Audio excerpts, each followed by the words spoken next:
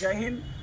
आज आम आदमी पार्टीच्या वतीनं विद्युत अधिकाऱ्यांना भेटून निवेदन देण्यात आले आहे की महाराष्ट्रामध्ये येणाऱ्या काळामध्ये महाराष्ट्र सरकार आणि केंद्र सरकार मिळून स्मार्ट मीटर लावत आहे, परंतु या गोष्टीचा आम आदमी पार्टी आणि सामान्य जनता कडकडून विरोध करते।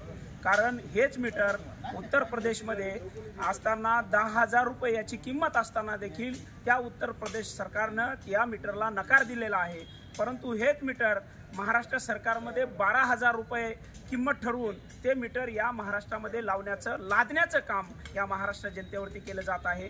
आणि अदानी अंबानी सारख्या कंपनींना फायदा पोहोचवण्यासाठी जनतेला अंधारात ठेवून सांगण्यात येते की हे मीटर मोफत बसवण्यात येईल, परंतु हे मोफत नसून या महाराष्ट्र आणि केंद्र सरकार जनतेचा लाखो अरबो खरबो रुपये या कंपन्यांना देऊन ते सबसिडीच्या नावाखाली देऊन त्याचा पैसा देणार आहे आणि जनतेला अंधारात ठेवणार आहे, जनतेचे पैसे वाया जाणार आहेत। या मीटरचा कडकडून आम आदमी पार्टी आणि सामान्य जनता विरोध करते। जर यावरती कारवाई झाली नाही तर आम आदमी पार्टी येणाऱ्या काळामध्ये या सर्व महाराष्ट्रातील MSEB असेल, इलेक्ट्रिक डिपार्टमेंट यांना कुलूप लावण्याचं काम करेल। याची सर्व जबाबदारी महाराष्ट्राची असेल। जय हिंद, जय महाराष्ट्र।